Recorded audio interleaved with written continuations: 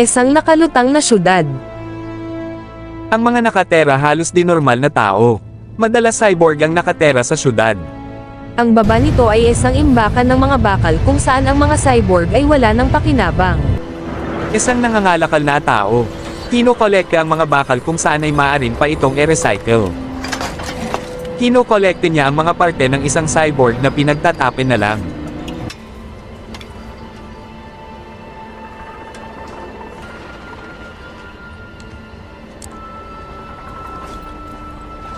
At laki niyang gulat sa unahan ay may nakita siyang parte ng cyborg.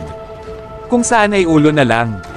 Agad niya namang pinuntahan at sinuri kung ito ay mapakinabangan pa. At nakikita niya na gumagana pa, agad niya itong kinuha at dadalhin sa kanyang laboratory.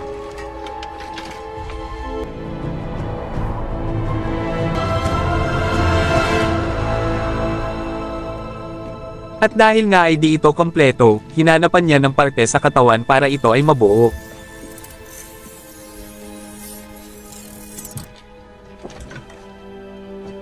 At agad ito ay idudugtong sa naputol na katawan ng isang cyborg. Pinaganan niya ang buong katawan nito. Natutuwa at may tsansang mabuhay ito.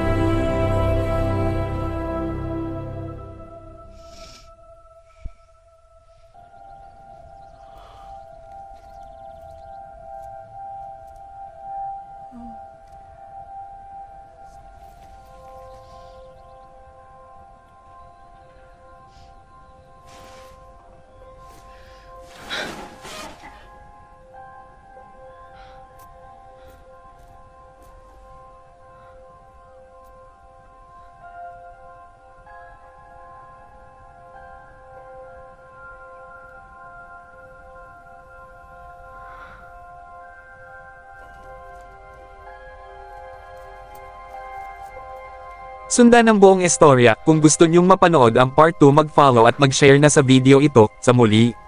Salamat sa panunood.